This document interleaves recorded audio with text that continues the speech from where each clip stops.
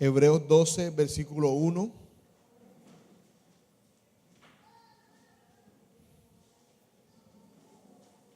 y 2.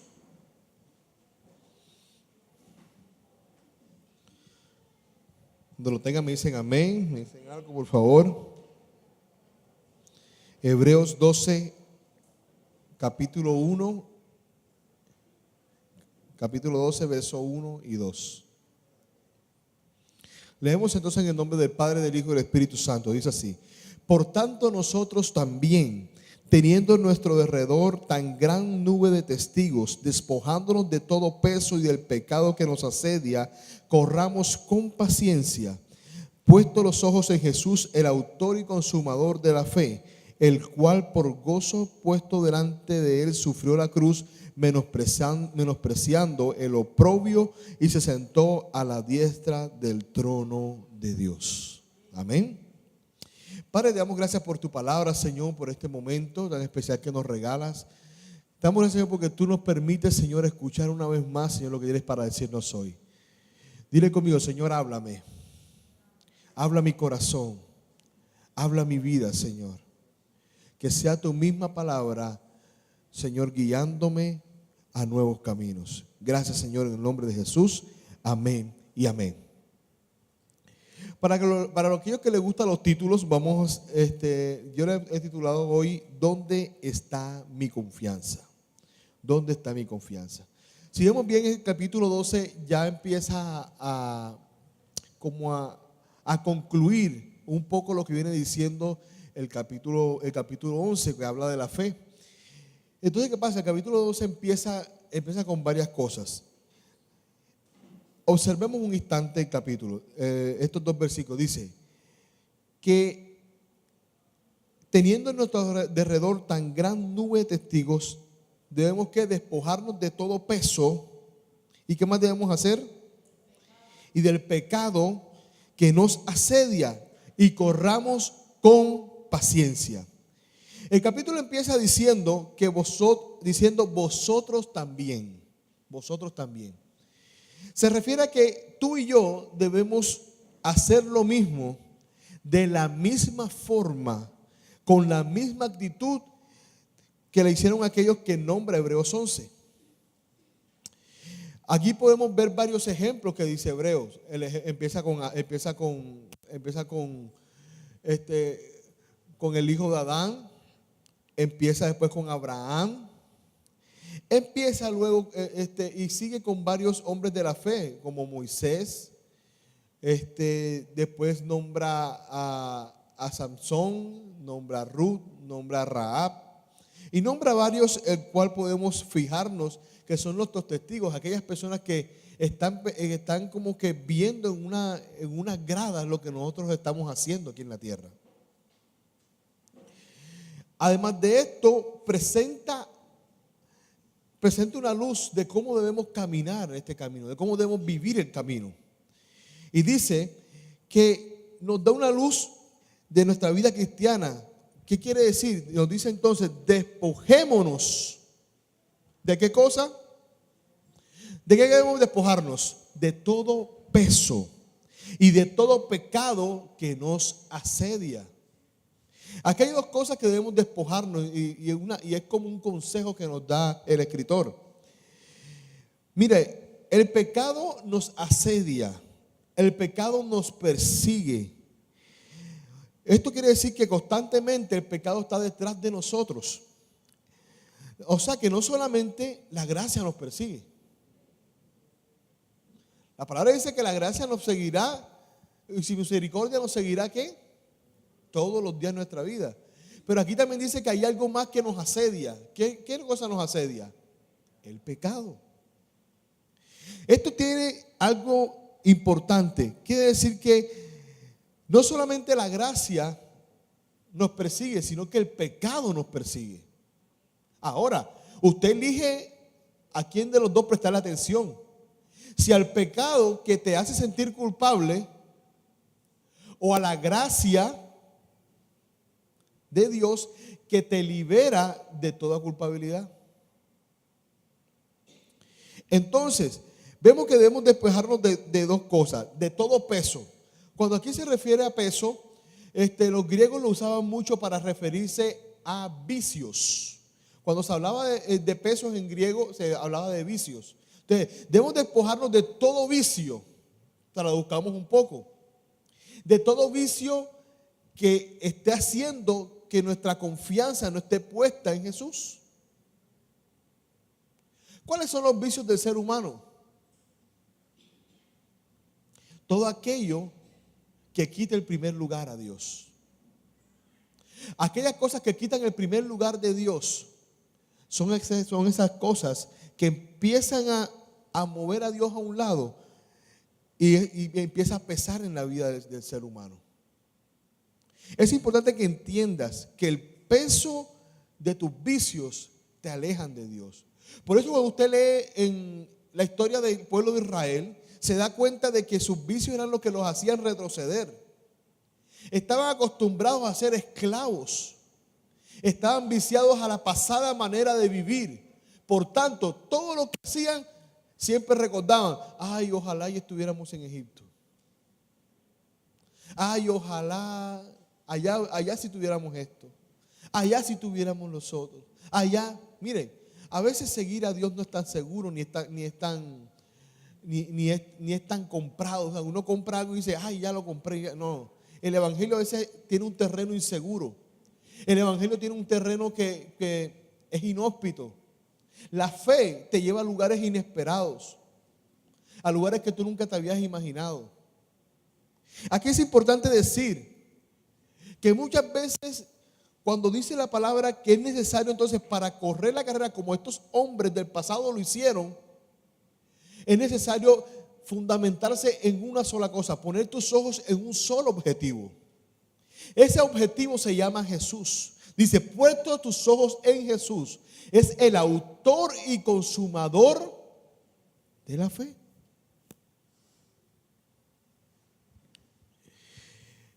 Nos anima también a correr con paciencia la carrera. A correr con paciencia. Hermanos míos, esto no es de quien más rápido lo haga, de quien más rápido llegue. Esto es del quien persevera. Correr la carrera con paciencia. En la TLA dice: deja de lado el pecado que es un estorbo, pues la vida es una carrera que requiere resistencia. Cuando usted ve los ciclistas que corren el Giro de Italia, ¿cuánto recorren ellos más o menos en kilómetros? Usted ve que cuando ellos comienzan, no comienzan como una veleta, no. ¿Cómo comienzan ellos? Suave. Van como si estuvieran de paseo, tranquilos, ahí con el grupo, los primeros kilómetros. Cuando van por mitad del camino, van tranquilos también. Y uno dice: ajá, pero esto no es una carrera, porque van tan lento. Pero cuando ya están a kilómetros de llegar, empiezan a mostrar todo su potencial y aceleran de tal forma para poder ganar. ¿Qué pasa? Lo mismo en la vida. ¿Cuántos años tiene la vida? ¿Cuántos años tiene la vida? Bueno, los que más viven, pongámoslos 90 años, los que más viven 90, 99, los latosos 101, 102, ¿cierto? Pero usted y yo, que comemos chicharrón, arepa con huevo, que no comemos ensalada porque no nos gusta, que tomamos jugo con azúcar todos los días, nuestro prospecto de vida son 65, 75, 85 años. Hay que ser realista. No se ponga triste. Eso es por causa de lo que comemos. Entonces, si usted se da cuenta, la vida, si usted pone la vida, por ejemplo, 75 años como tope, se dará cuenta de que hay un largo camino que recorrer. Ahora, muchos recibieron a Cristo cuando eran jóvenes, otros ya siendo viejos. Pero aún hay mucha gente que corre como si estuviera compitiendo con algo o con alguien. Te tengo una noticia, tú no tienes competencia. Tú no tienes competencia. El trato que Dios tiene contigo es contigo y solo contigo. Dios no tiene favoritos. Porque tú corras más que el otro, Dios no te va a ver a ti primero que el otro. Hay que correr con paciencia la carrera, con mucha paciencia, guardándonos de todo, sin fatigar los músculos. Si un ciclista empieza a correr con tal velocidad desde el principio, cuando vaya a mitad de camino, ya se le atrofia el músculo y se puede caer y perdió la carrera. No se trata de que llegues rápido, se trata de que llegues. No se trata de que seas el mejor, se trata de que puedas llegar. No se trata de que seas el perfecto, no, se trata de que llegues. Entonces, la palabra de Dios nos muestra aquí que entonces debemos correr esta carrera con paciencia. La carrera que tenemos por delante. Quiero hacer un paréntesis aquí para decirte algo. Cuando normalmente hablamos de este capítulo, siempre hablamos de cosas materiales. Tienes que lograr esto, tienes que lograr lo otro por la fe, logra esto por la fe. Está bien que podamos usar este capítulo para esas cosas. Pero cuando muestra a Cristo como el máximo ejemplo, como la conclusión del ejemplo de la fe, lo muestra de la siguiente manera. Pone a Cristo y dice, puesto los ojos en Jesús, o sea, toma como ejemplo al autor, al que te hace creer, al que hace posible que creas y al que alimenta tu fe. O sea, Él es la fe. Él es el que inventó todo este cuento de la fe. Te lo muestro en Juan capítulo 1. ¿Qué dice Juan capítulo 1? Por favor, pongámoslo de rapidez. Juan capítulo 1 dice lo siguiente. En el principio, eso. Y el verbo era Dios. Mire, cuando Jesús tenía un propósito ya trazado, y era la salvación de tu vida y de mi vida. Jesús tenía un propósito y una meta ya alcanzada, ya puesta en sus ojos, y era nuestra salvación. La palabra dice que Él fue puesto, el cual por el gozo puesto delante de Él sufrió la cruz, menospreciando el oprobio y se sentó a la diestra del trono de Dios. El objetivo de Jesús no era el trono, no. El objetivo de Jesús no era el trono, ni la fama, ni la gloria. Ya Él era Dios. Aquí la palabra de Juan nos muestra que ya Él era Dios desde el principio. Por Él fueron creadas todas las cosas. O sea que el destino de Él, el gozo de Él no era el trono, porque ya Él lo tenía. Él lo dejó por algo y por alguien. Su sumo gozo era vernos a nosotros acercarnos al Padre. Él vio eso como un futuro prominente y caminó en pos de ese objetivo. O sea, que me atrevo a decir que Jesús es el mayor ejemplo de fe.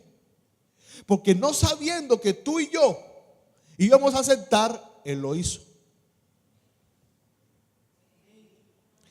La fe conlleva riesgos. La fe conlleva muchos riesgos. Poner la confianza en Dios conlleva muchos riesgos. Dios no le dijo a Jesús, Jesús, ve, muere. Y de seguro la gente te va a aceptar. No. Dios le dijo, tienes que morir por los pecados de la gente. Y el que crea,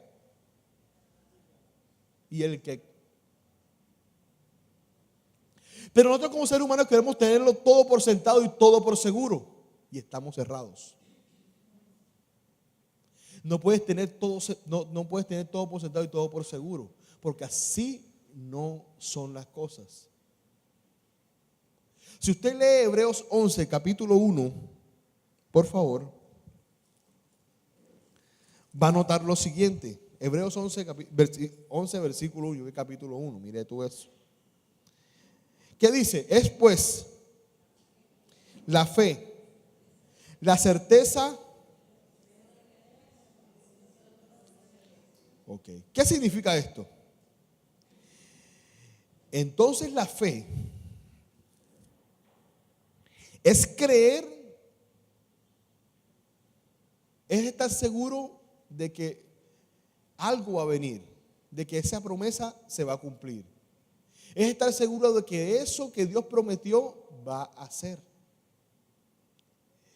Pero además de eso estoy convencido de que lo que no veo va a suceder. Así fueron hechas todas las cosas, dice el versículo 2. Porque por ella alcanzaron buen testimonio los antiguos. Por la fe entendemos haber sido ¿qué? Constituido el universo por la palabra de Dios, de modo que lo que se ve fue hecho. Yo no sé si esto es teológicamente correcto lo que voy a decir ahora, pero Dios usó la fe para crear las cosas. ¿De dónde creó Dios las cosas? ¿Qué había antes de que Dios creara el universo? ¿Qué había? ¿Qué había? Nada. Pero por esta fe fue constituido por medio de la palabra todas las cosas que hoy vemos. O sea que tu fe da paso a cosas en tu vida que nunca antes habías visto. El problema es que empezamos a poner nuestra confianza en las cosas que Dios nos da y no en aquel que nos dio las cosas. Por ejemplo, yo por fe, yo necesito un jarrón. Y Dios coge y me da jarrón. Dios me da jarrón. Pero el jarrón no es suficiente. Yo ahora necesito arena y necesito flores, Señor. ¿Qué hago? Necesito flores y arena. Y Dios me da las flores y la arena. Después yo digo, Señor, ahora quiero una canasta. Y Dios me da la canasta. Hombre, Señor, me antojé de un cofre. Y Dios me da el cofre. ¿Quién dio todo esto? ¿Quién lo dio? Y si Dios hace esto,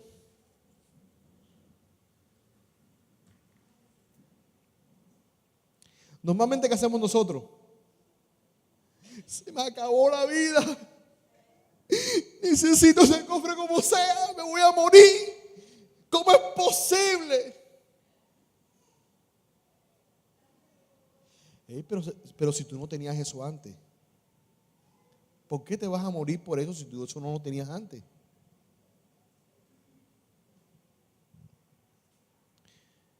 ¿Acaso Dios no lo puede volver a hacer? No sé si alguien me está entendiendo hoy. ¿Acaso Dios no lo puede volver a hacer? Pongamos un ejemplo más atrevido, más cruel. Los hijos son vidas. ¿Quién da la vida? ¿Quién permite que todo el proceso natural del ser humano se dé para que se otorgue la vida? ¿Quién lo permite? ¿Quién lo hace? Porque hay mucha gente que se quiere tirar al baúl de un viejito de 99 años. Yo nunca he entendido eso. Es más, el día que mi mamá se muera, hago una fiesta.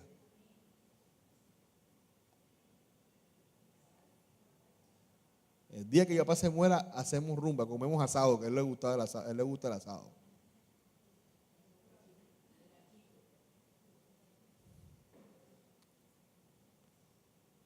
¿Por qué? Porque hay mucha gente que vive su vida creyendo que eso es lo único que tiene. Pero la promesa de Dios va más allá. La promesa de Dios sí te promete cosas terrenales, porque dice, no hay alguien que deje todo para mí, que deje todo, y en esta tierra y en esta vida se le dé el doble, y en la venidera, la vida eterna.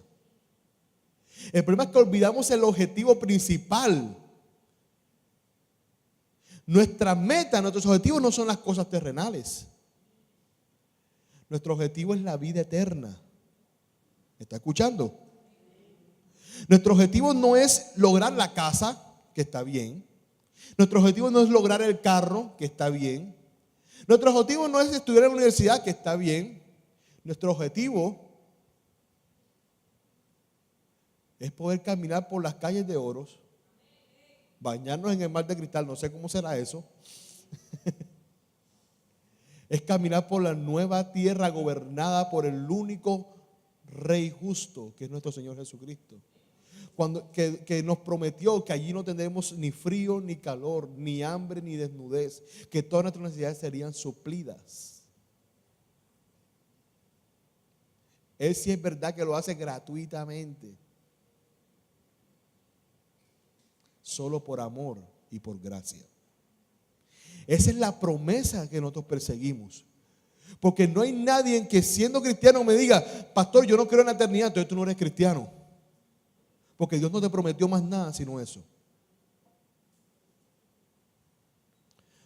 ¿Cómo es posible que el cristiano ahora desenfoque en su fe? Pierda los objetivos de vista. Y ahora la fe no es para caminar en Dios. Ahora la fe es para lograr cosas que se puede usar. Pero la fe no es para eso. La fe es para poder caminar viendo el objetivo claro. Dios siempre nos presenta el futuro. ¿Qué tal si Dios le hubiese dicho a Moisés, necesito que me obedezcas en algo. Yo te voy a mandar a Egipto, te voy a volver a Egipto y vas a sacar a mi pueblo y en 30 días voy a abrir el mar y en 2 pedazos y tú vas a poder pasar en seco al otro lado y vas a estar a salvo de los egipcios. Si usted hubiese sido Moisés, ¿qué hubiese hecho?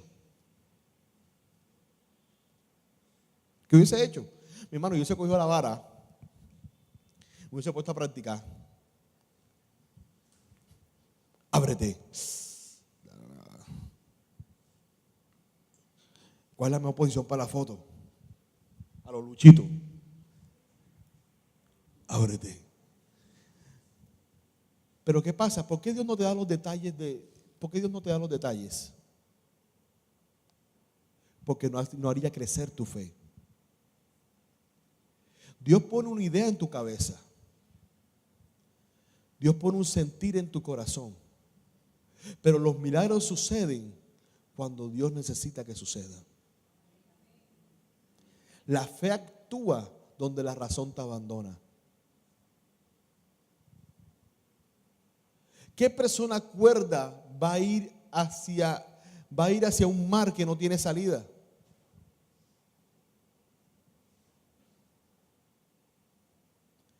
¿Qué persona cuerda entraría a un foso de leones por no adorar al ídolo de la época?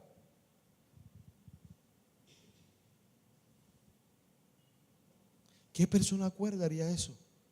¿Qué persona cuerda por no comer los alimentos del rey, por no adorar la estatua del rey, iría al horno de fuego ardiente? ¿Qué cuesta una arrodillada?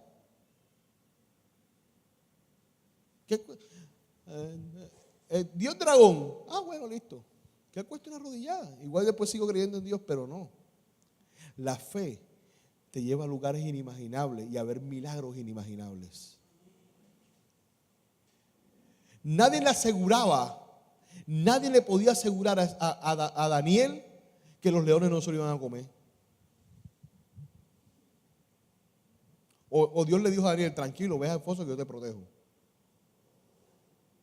Él por fe creyó que Dios era más poderoso para sacarlo vivo de ese lugar.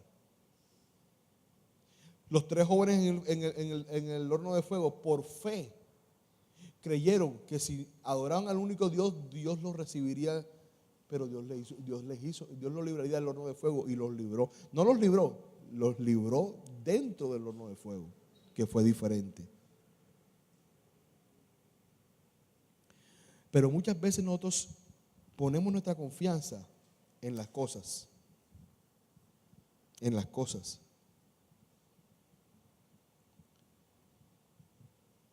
Si Dios te quita un hijo,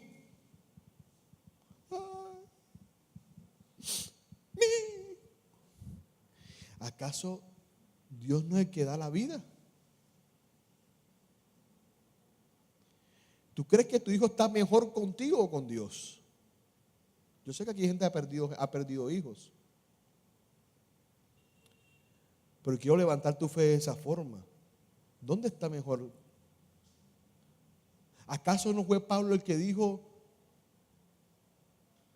que mi vivir es Cristo, pero el morir es ganancia? ¿Acaso perseguimos una gloria aquí en la tierra o perseguimos la gloria de Dios?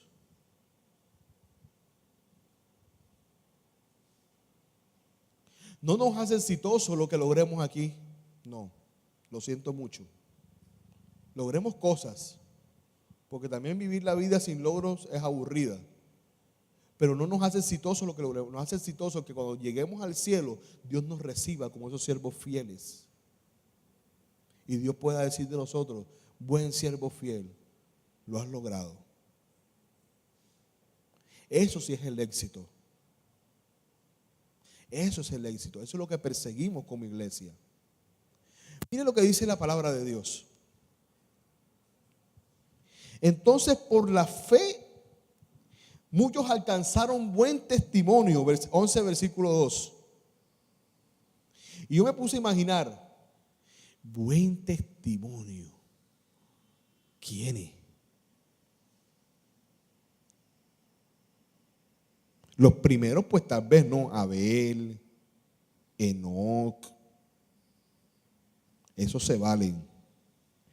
Pero cuando me puso a Noé, y Noé no se emborrachó después de que llegó a... Después me puso a Abraham. Abraham, el padre de la fe. Ese no fue el que dio a su esposa varias veces para que se la entregó a otro hombre. Sara. ¿Y acaso Sara no fue la que le dijo a su marido: acuéstate con nuestra sierva porque ya yo no doy más? Sara. Y él muy feliz obedeció. Me pone a Sansón.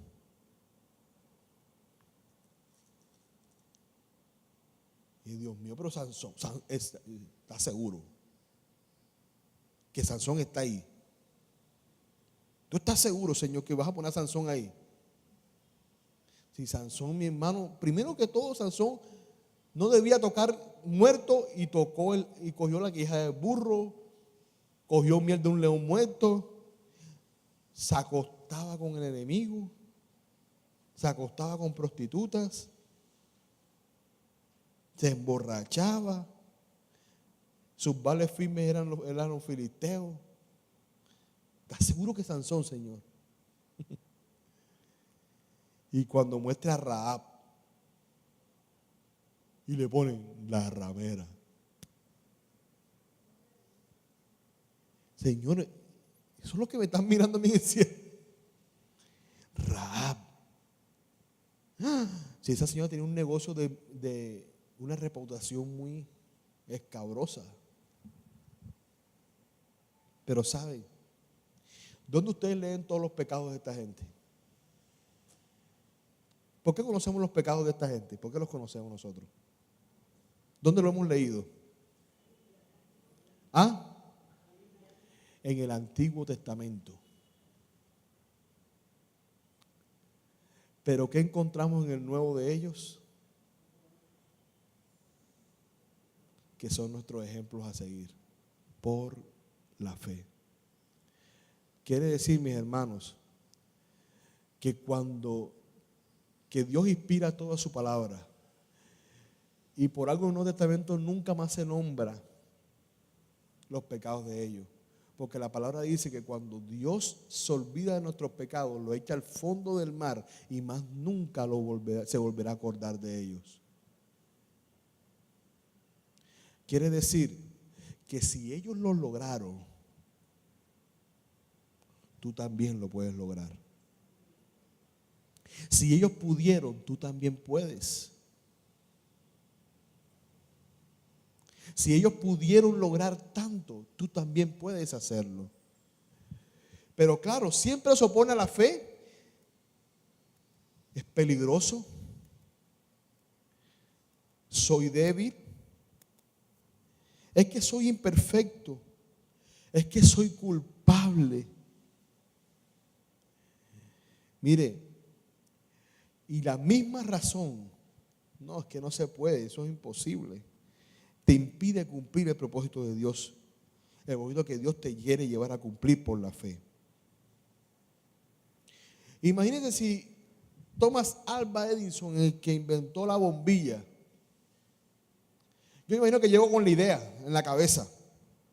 A ver, ya la vela está pasada de moda. Yo no quiero más vela en mi casa. Yo quiero una cosa así con la electricidad que prenda, no sé.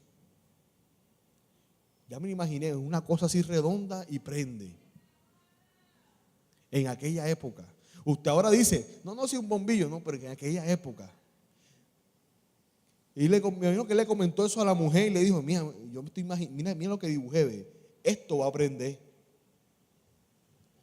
La mujer, estás loco. O cuando en la Edad Media un científico dijo, la tierra no es cuadrada, es redonda.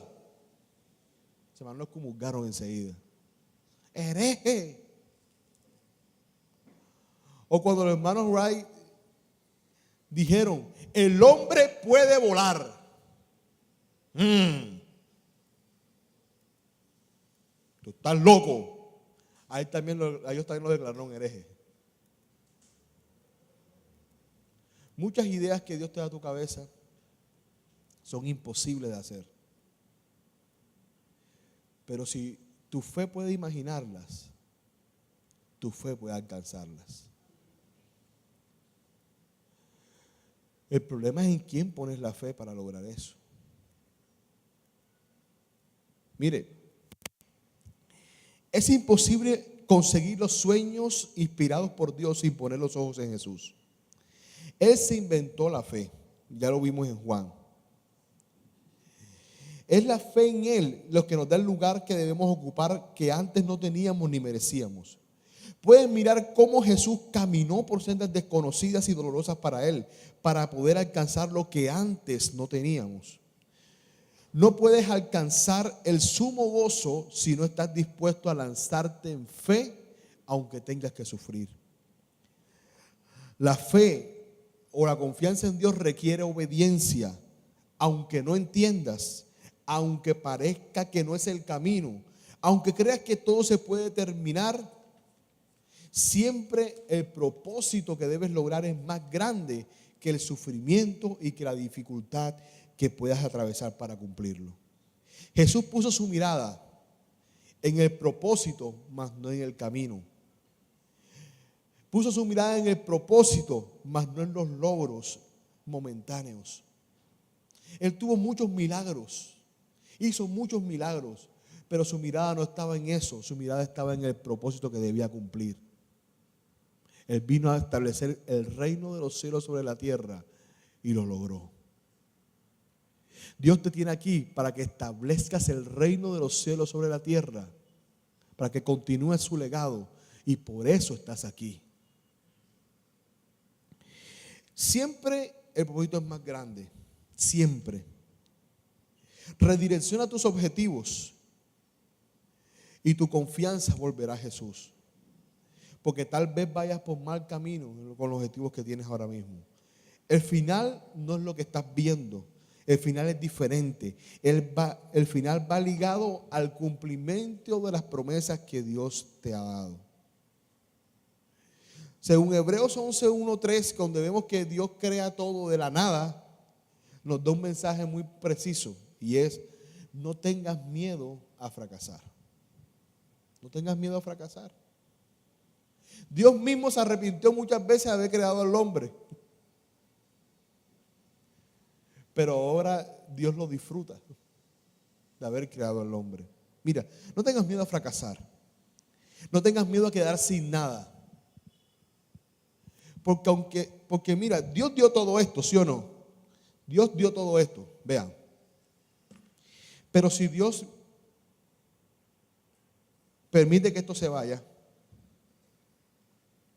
bien, esto me lo quitan, desaparece, perfecto.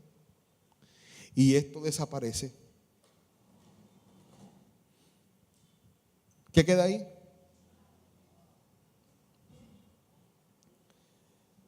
¿Sabes por qué muchas veces te sientes que mueres cuando te quitan las cosas? Porque tu confianza está puesta en las cosas que Él te dio. Por eso dejas de soñar. Por eso te estancas. Porque ya tu confianza no está puesta en aquel que da las cosas, sino en las cosas que ya tienes. Pero si una vez Dios remueve tu vida y quedas otra vez sin nada, te vas a dar cuenta que no pasa nada. ¿Cuál es el problema de la nada? ¿Qué pasa? ¿Cuál es el miedo? Nada. Si no hay nada. Ahora mi pregunta es: ¿acaso Dios no hace cosas de la nada? ¿Acaso la Biblia me dice, es la fe,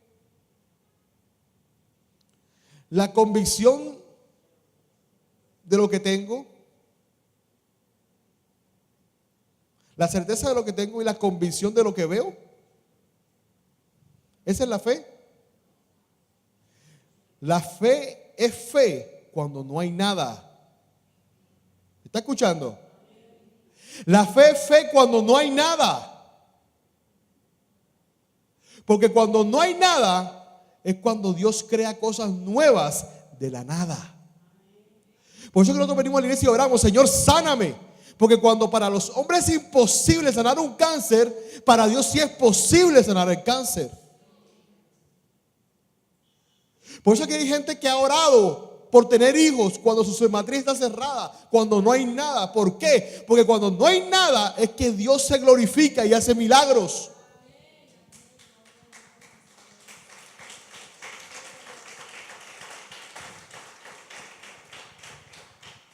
Dios hace todo de la nada. Donde no existe, Él hace existir. Por eso no tengas miedo a las ideas que Dios te da.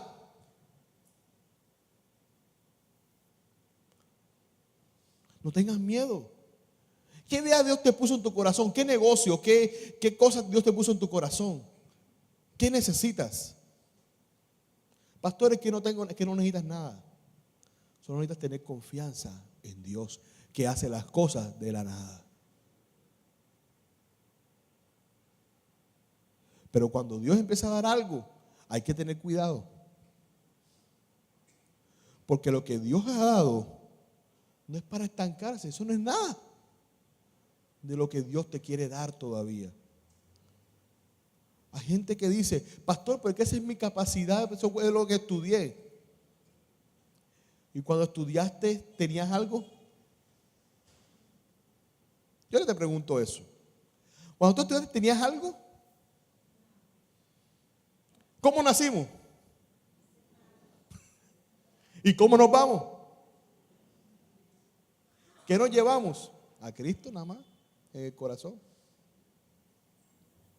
¿Cuál es el problema de fracasar? ¿Desde cuándo nos enseñaron que el cristiano no puede fracasar?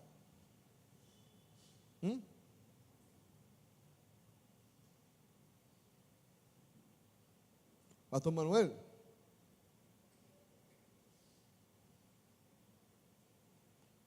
¿Qué hay en Arjona? Ahora mismo no hay nada. Hay gente, que es lo importante. Pero no hay nada.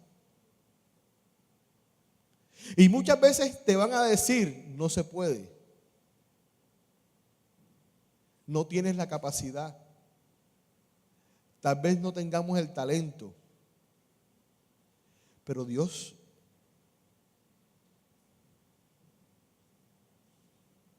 ¿acaso necesita de nuestra capacidad? ¿Acaso necesita de nuestro talento? ¿O es Dios quien hace las cosas de la nada?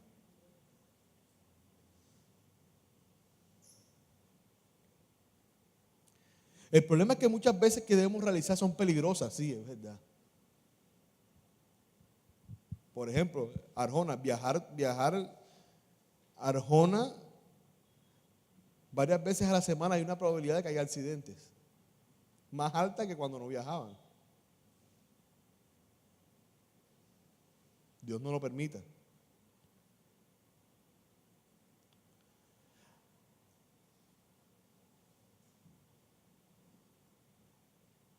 Pero cuando no hay nada, es cuando Dios empieza a hacer cosas.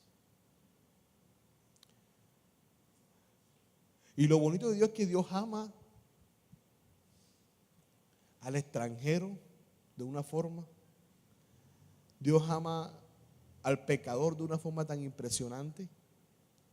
Porque si leemos los héroes, cuando Dios me presentaba a Rahab, yo decía, Rahab. Esa es mi nueva heroína, ¿saben? Rahab. Señor, pero si todavía en el Nuevo Testamento, mira, la única que llaman por lo que hacía es a ella, Rahab, la ramera. Señor, ¿y qué se la va a montar? Lo que pasa es que Rahab, la ramera, fue puesto ahí ramera para que todos entendamos que no importa nuestra condición de pecado, Dios puede reivindicarnos de pecado y ponernos en un linaje santo y escogido. Rahab se casó con uno de los dos espías que ella protegió y dio a luz a Boz. Dios se casó con Ruth, la moabita, extranjera, no pertenecía al pueblo de Dios, pero eligió ser del pueblo de Dios. Y a partir de Ruth y Boz, entonces empezó la genealogía de Jesús. El Mesías viene de una ramera y de una extranjera. ¿Esto no te dice algo? ¿Esto no te dice algo, mi hermano? ¿Acaso no te dice esto de que Dios te ama mucho? De que Dios sí le importa lo que tú necesitas, lo que tú piensas. Mire, si Dios pudo restaurar, Dios pone esas historias para que veas cómo restauraba el nombre de una persona, cuánto más nos va a restaurar nosotros que estamos en la gracia, que tenemos al Espíritu Santo de Dios.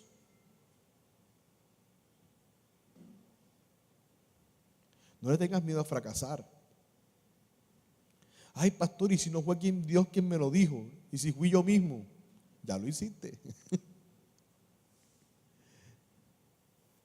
Que abran un servicio en Arjona. Y si, pastor, y si no fue Dios, y si fui yo, de mala.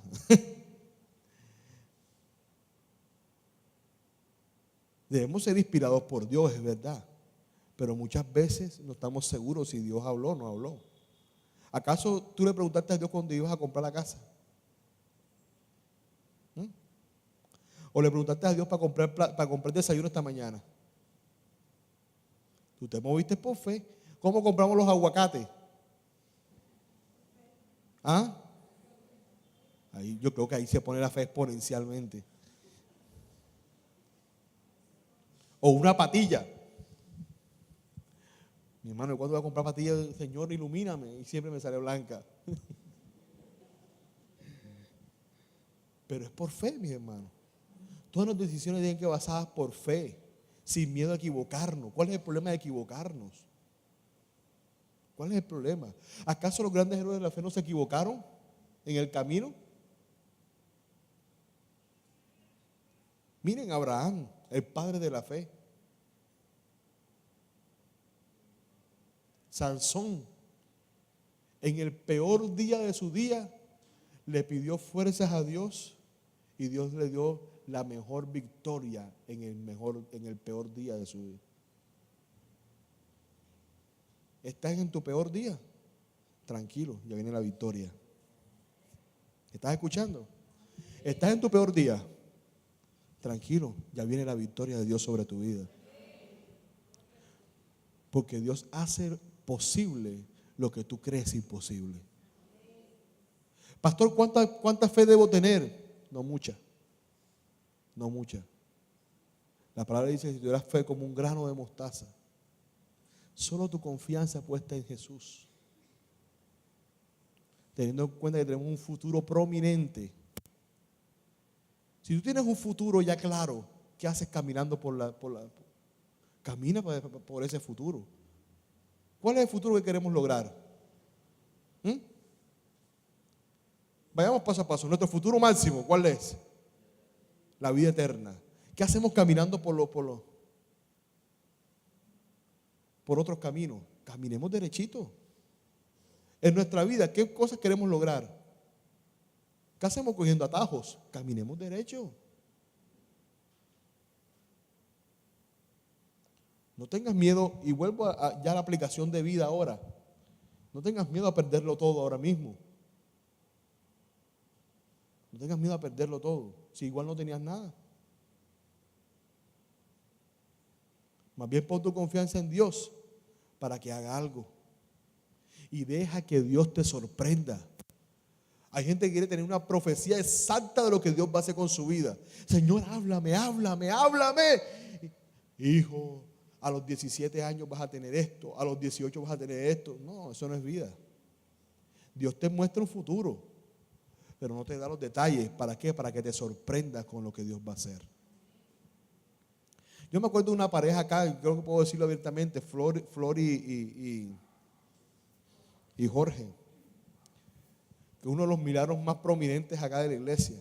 Yo, fielmente en su iglesia por muchos años, pidiéndole a Dios un hijo. Y nada, no cuajaba.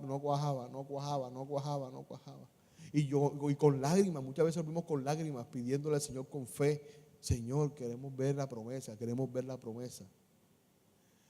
Yo pienso que hasta el día que ellos se desprendieron de eso, Dios los sorprendió. Confiaron totalmente en Dios, de que Dios lo podía hacer y ya, listo, fuera. Y Dios los sorprendió con una hija.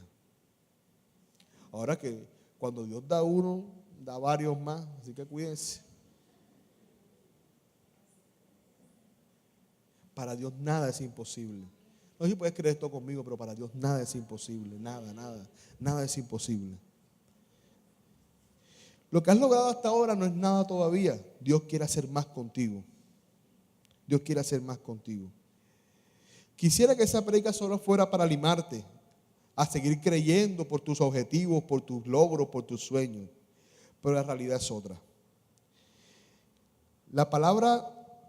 Esta palabra está dirigida con un objetivo específico.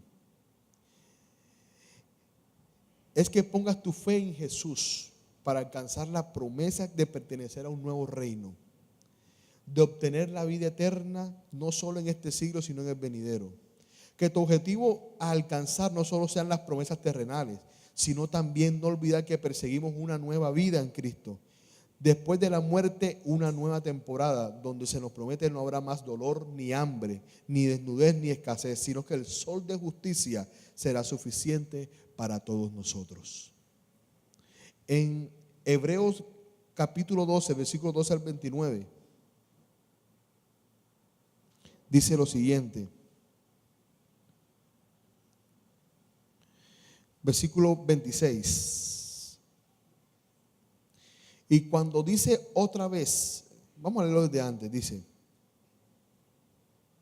tengan cuidado cuando Dios llame la atención, no lo rechacen, Porque los israelitas que en el pasado los rechazaron no escaparon del castigo. En aquella ocasión cuando Dios les habló, su voz hizo temblar la tierra. Y si nosotros rechazamos a Dios, que nos llama la atención desde el cielo, tampoco escaparemos del castigo. Porque ahora Él dice, otra vez haré temblar no solo la tierra, sino también el cielo. Y cuando dice otra vez, entendemos que Él quitará las cosas creadas para que se puedan mover. Escúchenme bien, cuando dice otra vez, entendemos que Él quitará las cosas que, lo que vemos Él lo quitará. Las que se pueden mover para dejar las cosas que no pueden ser movidas. Gracias a Dios el reino que Él nos da no puede ser movido. Por eso debemos adorar a Dios con el amor y la honra que a Él le gusta recibir. Porque nuestro Dios es como fuego consumidor o fuego destructor, dice la Telea. Es verdad que Dios nos pone estos ejemplos para seguir en fe. Pero Él también nos corrige para que podamos crecer en fe. Él no va a permitir que ninguno entre al cielo si no está la imagen de Cristo. Escúcheme bien. Escúcheme bien esto.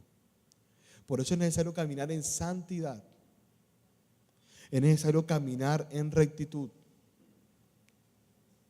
La gracia está para que nosotros podamos caminar en esa rectitud, no para que vivamos desordenadamente.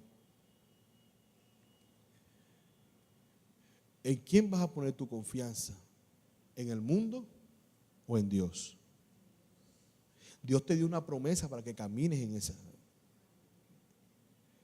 La fe es usada para caminar hacia el objetivo. ¿Para qué estás usando la fe? ¿En quién has puesto tu confianza? Amados míos, si nuestra fe se ha desviado, reorganicemos nuestros objetivos, redireccionemos nuestro final, vislumbremos o veamos a dónde Dios nos quiere llevar para así poder caminar por donde debemos caminar, sin desviarnos. Sin desviarnos. El máximo ejemplo es Jesús. El máximo ejemplo es Jesús. Pónganse en sus pies, adoremos al Señor.